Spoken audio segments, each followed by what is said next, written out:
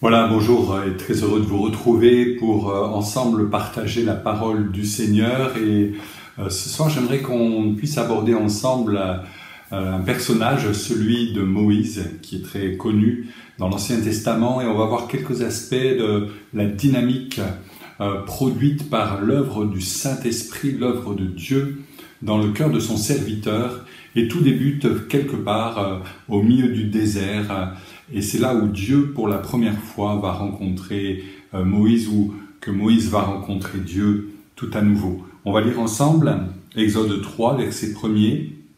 Moïse faisait paître le troupeau de Jéthro, son beau-père, sacrificateur de Madian. Il mena le troupeau au-delà du désert et se rendit à la montagne de Dieu, à Horeb. L'ange de l'Éternel lui apparut dans une flamme de feu au milieu du buisson. Moïse regarda, et voici que le buisson était tout en feu, mais que le buisson ne se consumait pas. Moïse dit, je vais faire un détour pour voir quel est ce spectacle extraordinaire et pourquoi le buisson ne brûle pas. L'Éternel vit qu'il faisait un détour pour voir, et Dieu l'appela de l'intérieur du buisson et dit, Moïse, Moïse.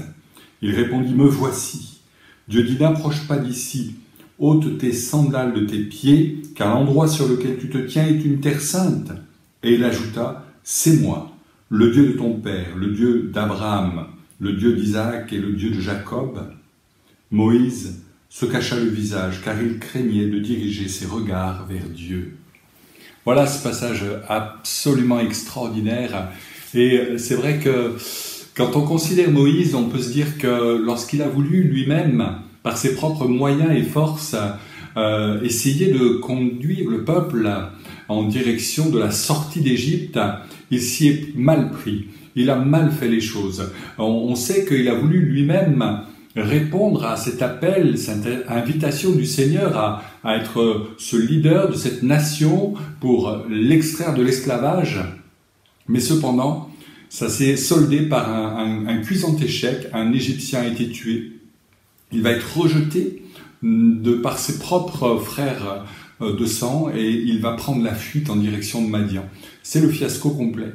Et c'est vrai que chaque fois qu'on veut par nous-mêmes essayer de faire l'œuvre de Dieu, tenter d'arranger les choses ici-bas comme on pense que Dieu pourrait le faire, on s'aperçoit souvent qu'on est trop limité. Moïse est parti et a fui l'Égypte. Il s'est retrouvé dans la région de Madian, une région désertique. Il va y passer un certain nombre d'années, pratiquement 40 ans, et ça va être le lieu de la réflexion, le lieu de la reformation de Moïse. Il va être à l'école et à l'écoute de la vie déjà, auprès de son beau-père Jéthro, auprès de sa femme, de sa famille, des siens, et retrouver un équilibre, une stabilité. Et on a besoin de cela. Il y a une famille spirituelle qui s'appelle l'Église. Elle est là pour redonner une stabilité à ceux qui l'ont perdu, peut-être parce que leur famille terrestre, biologique, n'est plus, ou qu'elle est dysfonctionnelle, ou qu'elle est toxique. Et à ce moment-là, combien il est bon de revenir dans les pas de la communion fraternelle, dans l'intimité, la chaleur de cette communion qui nous fortifie, qui nous vivifie, qui nous encourage, qui nous pousse à continuer à nous attendre au Seigneur réellement. C'est un moment de calme que Moïse avait besoin de trouver pour réfléchir sur sa condition, pour méditer sur ses erreurs du passé et de pouvoir dire, Seigneur, maintenant, je donne le relais et je me confie en toi réellement, je compte sur toi, je m'appuie sur toi, je ne veux pas faire selon mes volontés propres, mais je me soumets à ta volonté suprême. La Bible dit, c'est dans le calme, c'est dans le repos que résidera votre force. Ne pensez pas qu'en vous agitant de tous côtés, vous soyez fort, mais vous perdez des forces, vous vous épuisez pour rien. Il faut réellement compter sur le secours de Dieu. C'est dans ce calme, c'est là, dans cette plaine désertique, Moïse va rentrer en lui-même, premièrement, et surtout va rencontrer son formateur. Et il a le meilleur des formateurs de tout l'univers, c'est Dieu lui-même. C'est Dieu lui-même. Alors il y a ce buisson incandescent, c'est extraordinaire. Chaque fois que je lis, il a apparu dans une flamme de feu au milieu d'un buisson, et voici que le buisson était tout en feu, mais qu'il ne se consumait pas. C'est extraordinaire. Le combustible pour Dieu, c'est pas une affaire qui le regarde. Nous, souvent l'hiver, on est obligé de réalimenter la cheminée en allant chercher des bûches au dehors. On est obligé d'alimenter la cuve de fuel ou du gaz de ville ou que sais-je, parce que c'est toujours ainsi que nous procédons. C'est toujours la nécessité qui s'incombe à nous.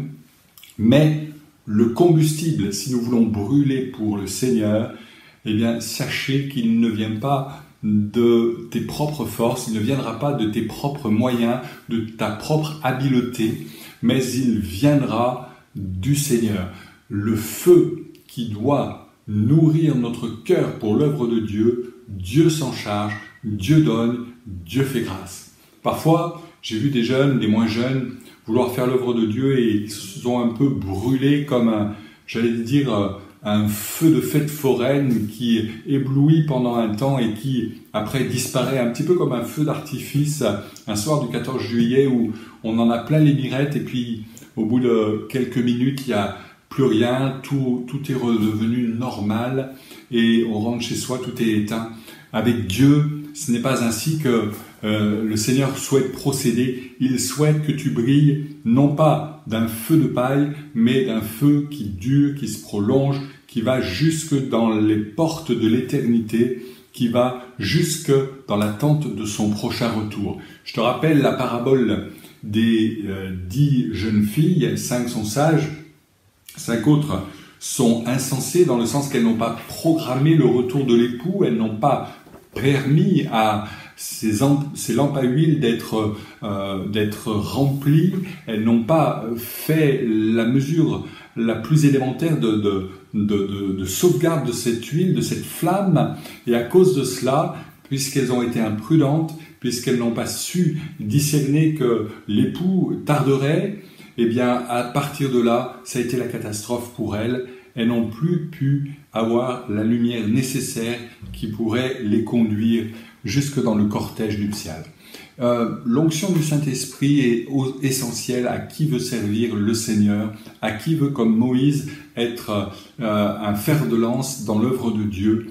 Et cette onction du Saint-Esprit nous conduit naturellement à une forme de sanctification. Il n'y a pas d'onction de l'Esprit sans qu'il y ait une prise de conscience de la souveraineté de Dieu, de la grandeur de Dieu, de la majesté du Seigneur et une certaine forme de crainte de son nom, d'une crainte respectueuse de qui est Dieu, s'impose à nous dès lors que la flamme du Saint-Esprit brûle dans nos cœurs. Et c'est ce qui est dit ici. Moïse va se détourner pour voir ce spectacle extraordinaire. Entre parenthèses, notez bien qu'il était à ses occupations légitimes, il gardait les troupeaux de son beau-père, mais à un moment donné, il comprend qu'il y a quelque chose de supérieur, de plus essentiel, et qu'il faut qu'il sorte de sa zone de confort qu'il a occupée jusqu'à présent pour aller voir. Il va faire un détour. Il prend la décision de se détourner des choses terrestres, légitimes encore une fois, pour autant, pour aller vers l'extraordinaire de Dieu. Et à un moment donné dans nos vies, Dieu nous dira toujours « Allez, sors de la barque, allez, détourne-toi de tes choses futiles et viens maintenant dans ma présence. Allez, constate que je suis Dieu et fais un bout de chemin avec moi. Tu verras, je te promets d'être toujours à tes côtés. Je ne te promets pas nécessairement du surnaturel à chaque seconde de ta vie, mais je serai présent, mais je serai vivant, mais je serai avec toi tous les jours jusqu'à la fin de ce monde. » Et pour autant, Moïse a dû choisir de se détourner pour aller voir le spectacle extraordinaire que Dieu lui proposait. De quoi as-tu besoin de te détourner ce soir? De quoi as-tu besoin, eh bien, maintenant de dévier pour aller en direction de ton Seigneur, de retrouver les traces de ton Dieu que tu as peut-être jusqu'à présent ignoré ou involontairement peut-être perdu de vue. Je ne sais pas quelles sont les circonstances qui t'ont mené à te retrouver dans un désert à des choses conventionnelles alors que Dieu t'attend sur l'autel de la consécration et du service. Moïse va obéir. Moïse va se rendre à cet endroit et il est dit qu'à cet instant précis, Dieu va lui dire « N'approche pas d'ici, ôte tes sandales ». Je disais que l'onction du Saint-Esprit s'accompagne toujours d'une révélation de la grandeur de Dieu, de la souveraineté de Dieu, de la sainteté de Dieu. Et la sainteté de Dieu, ce n'est pas avoir un Dieu à distance. Bien sûr, oui, c'est vrai que Dieu dit « N'approche pas d'ici » parce qu'il y avait la sainte présence de Dieu. Mais pour autant, on s'aperçoit que Dieu parle avec Moïse. Dieu n'est pas distant d'une distance émotionnelle qui soit infranchissable. Au contraire, Dieu est tout proche de son serviteur, futur serviteur Moïse. Il est tout proche de lui, mais il lui intime de respecter une certaine forme de distance qui souligne la souveraineté, la sainteté de Dieu. Pour autant, Dieu veut être ton ami. Dieu veut être ton compagnon. Dieu est celui qui veut partager le pain avec toi. C'est ce que signifie le mot compagnon. Et Dieu, veut te faire réaliser cette grâce qui est la tienne, qui est la mienne, qui est la nôtre, dès lors qu'on comprend et saisit que Dieu, dans sa souveraineté, a choisi de nous aimer les premiers et de faire de nous ses enfants. Et de faire de nous, ses disciples, et de faire de nous ses serviteurs et ses servantes. Et c'est une grâce toute particulière. Et Moïse le saisit bien. Il comprend que son pied entre sur un territoire saint, un territoire divin, le territoire des promesses de Dieu, le territoire des batailles à mener au nom de l'Éternel et des victoires qui seront remportées.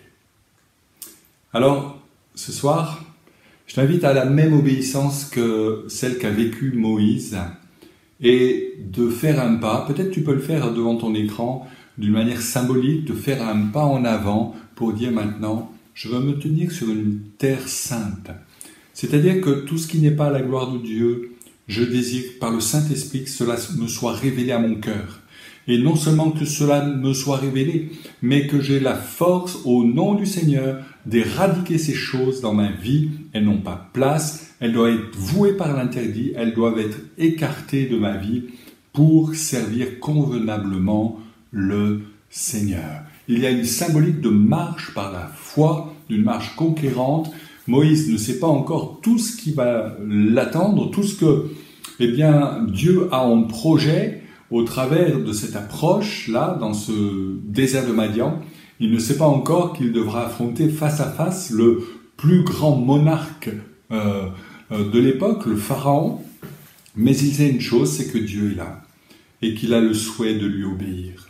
Et de dire, Seigneur, je ne sais pas quel est le programme en prévision, mais je sais une chose, c'est que si toi tu as prévu, je peux aller avec sécurité, avec assurance. Ça sera peut-être pas simple tous les jours, ça sera peut-être des moments difficiles, des moments de lutte, des moments de combat, d'acharnement de la part de l'ennemi qui voudra saper mon moral, saper ma foi, mais je veux camper sur le territoire de la sainteté de Dieu.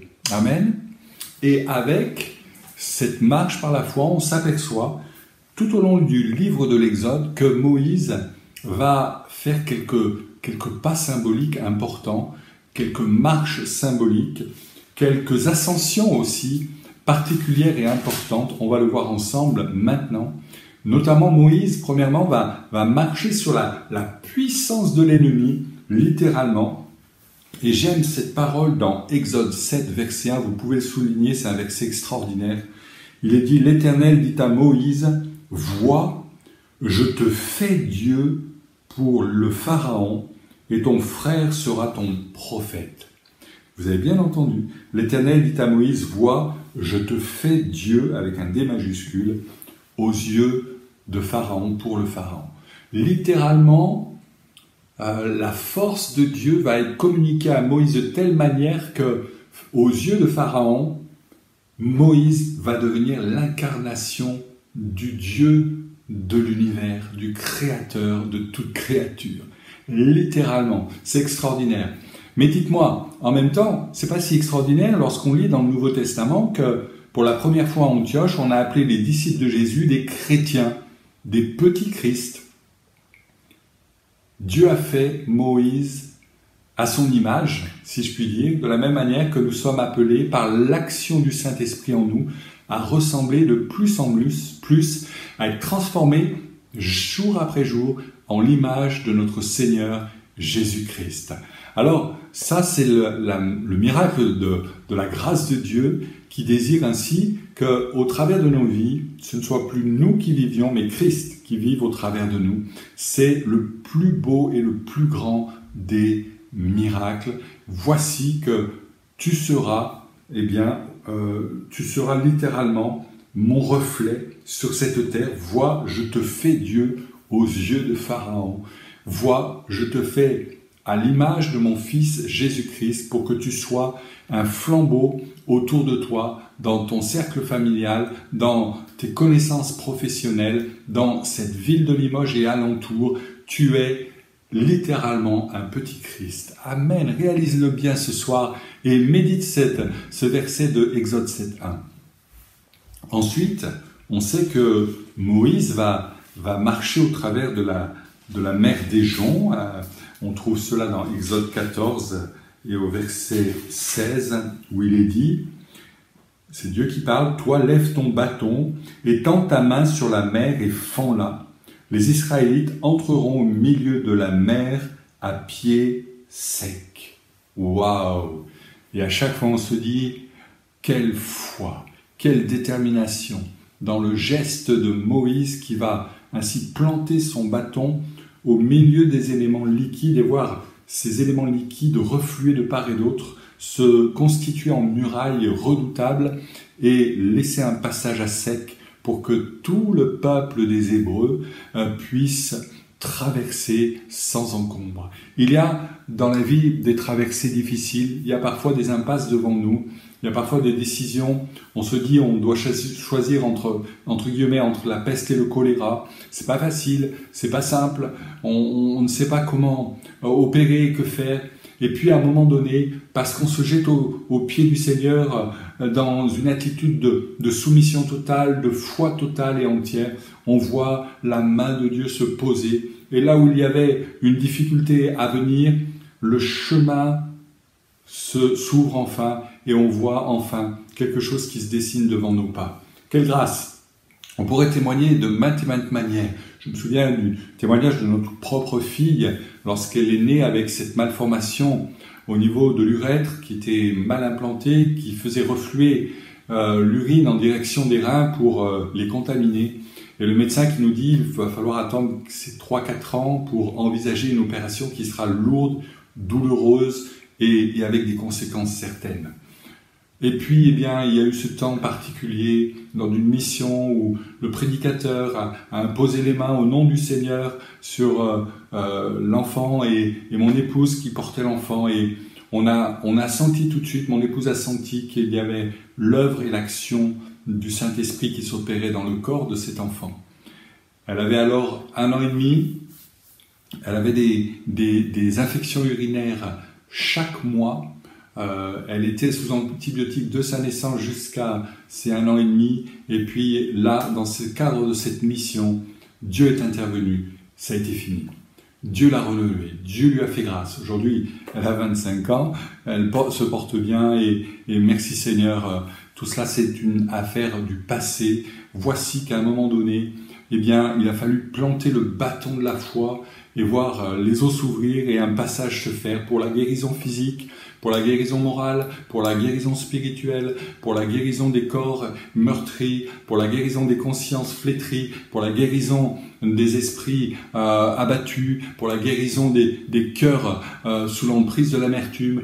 Voici, plante ce bâton ce soir et demande à Dieu son secours. Il va agir. Amen. Moïse a aussi marché sur la montagne de Dieu. Exode 19, verset 20. Il est dit ceci, « Ainsi l'Éternel descendit sur le mont Sinaï, sur le sommet de la montagne, et Moïse monta. » J'aime beaucoup ce verset, encore une fois, c'est Exode 19, verset 20. Pourquoi? Parce qu'il y a un double mouvement. Vous l'avez lu et vous l'avez saisi avec moi. Il est dit que l'Éternel descendit, tandis que Moïse monta. Vous savez, lorsque on a le choix et qu'on choisit de monter sur la montagne de Dieu, c'est-à-dire littéralement d'une manière symbolique, mais aussi littérale quelque part parfois, si on a envie, si on a une montagne pas très loin de chez soi, mais d'une manière illustrée, cela signifie monter en direction de Dieu, c'est-à-dire retrouver le chemin de la communion intime avec Dieu, c'est-à-dire prendre le temps qu'il faut pour rencontrer le Seigneur dans sa parole, au travers de la prière, dans ce face-à-face, dans cette intimité-là. Et lorsque l'on décide de monter, Dieu descend. Amen. Lorsqu'on décide de monter, Dieu descend. Voici, l'Éternel descendit et Moïse monta. On aurait pu même lire dans le sens inverse. Moïse monta et l'Éternel était là, descendit de son ciel de gloire. Il y a ce double mouvement qui s'opère. Dès lors qu'on monte, Dieu descend. Quand Dieu descend, on est appelé à monter pour le rencontrer. Et c'est tellement essentiel, c'est tellement important. On a besoin de retrouver la fraîcheur de la parole de Dieu. Pendant cette période estivale de ce mois d'août, je t'invite à vraiment creuser la parole de Dieu, pas faire que des trous dans le sable de la plage pour faire des pâtés et des châteaux forts, mais de creuser la parole de Dieu pour trouver les promesses de Dieu, pour trouver ce que Dieu attend pour ta vie.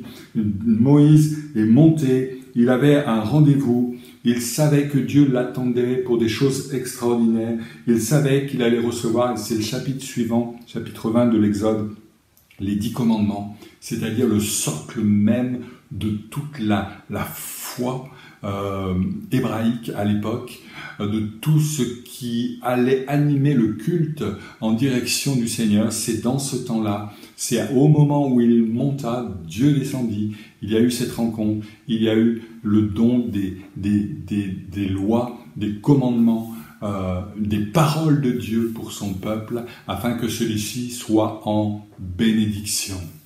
Et puis enfin, je termine en disant que Moïse a aussi marché sur le mont Sinaï, Exode 24 cette fois, verset 9. Moïse monta, encore une fois, il monta, il prit de l'altitude, au-dessus des vicissitudes de la vie présente, prend toujours un peu d'altitude dans la présence de Dieu. Moïse monta avec Aaron, Nadab, Abihu et 70 des anciens d'Israël.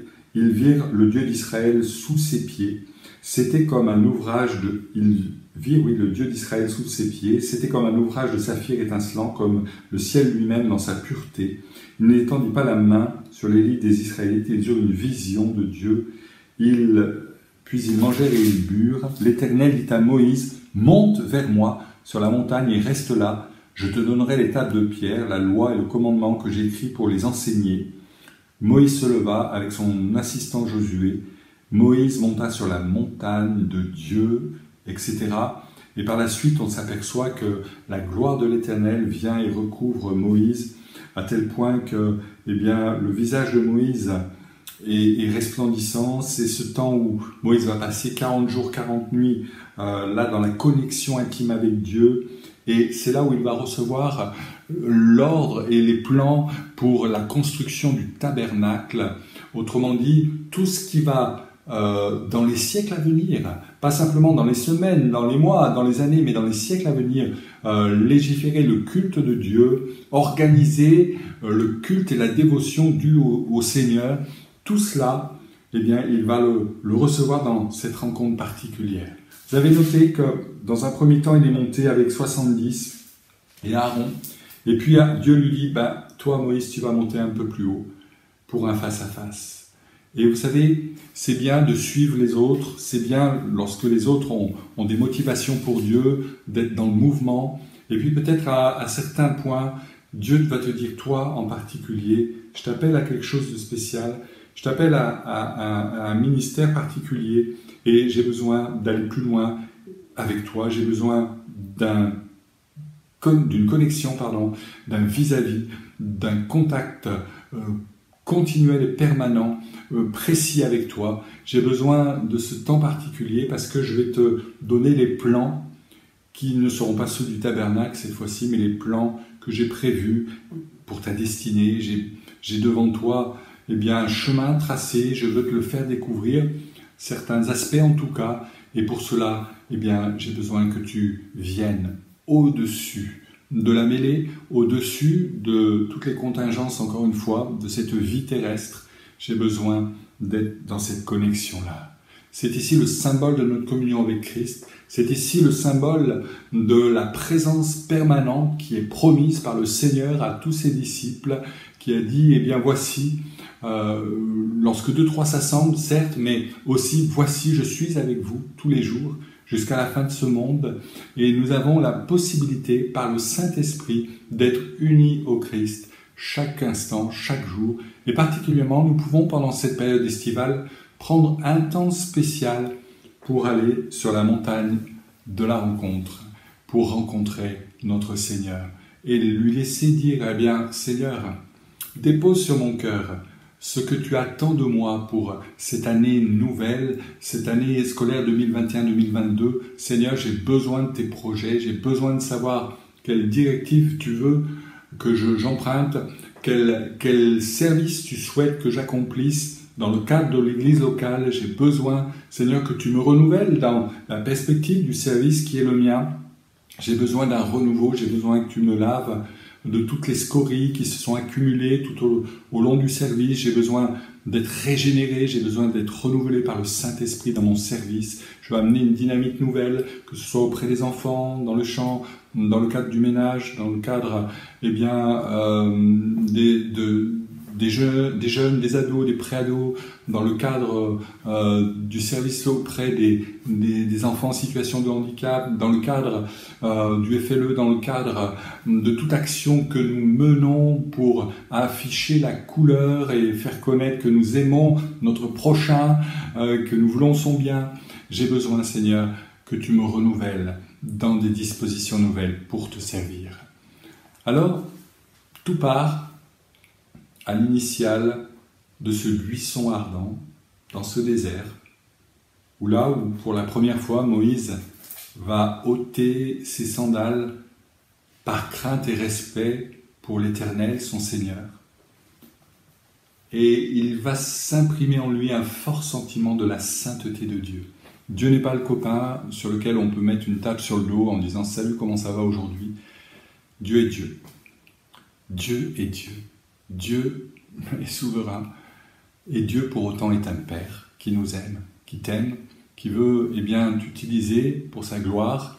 Et peut-être que pendant ce temps prochain, tu pourrais réfléchir sur ces étapes que va connaître Moïse, qui va marcher sur la puissance de l'ennemi de Pharaon, qui va planter son bâton dans la mer des joncs, qui va monter sur cette colline, cette montagne pour chercher les promesses de Dieu, les lois, les commandements de Dieu, qui va se retrouver aussi sur la montagne du Sinaï pour recevoir les plans précis de la suite du tabernacle, de ce qui sera ce lieu particulier de rencontre.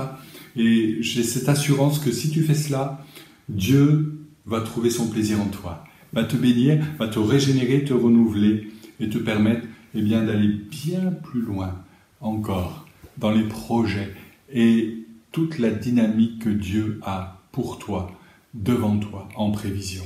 Que Dieu te bénisse, que Dieu te fasse grâce. On va prier ensemble avant de nous séparer.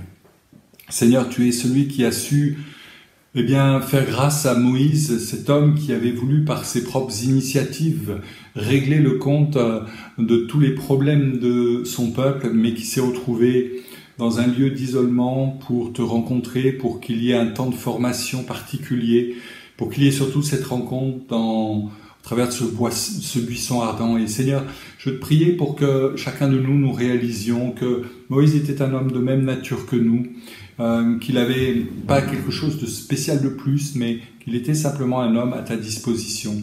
Je te prie vraiment de bénir ceux qui maintenant s'approchent de toi et réalisent qu'ils ont besoin peut-être d'abandonner certaines futilités dans ce monde qui est cultivé jusqu'à maintenant, une certaine zone de confort peut-être, pour se détourner, voir ce spectacle extraordinaire que tu leur proposeras, c'est-à-dire ce temps de communion et de vie avec toi, Seigneur, de présence de ton Esprit Saint dans leur vie. Je te demande cette grâce, Seigneur, cette faveur, de les renouveler, de les régénérer pendant ce temps estival, de leur accorder toute ta grâce, ta bénédiction, afin qu'ils soient pleinement convaincus qu'ils ont leur place et leur utilité dans ton œuvre et que tu vas les animer par ton esprit pour accomplir ce que toi, tu as préparé d'avance. Que ton nom soit béni, Père. Amen. Que Dieu vous bénisse. À bientôt.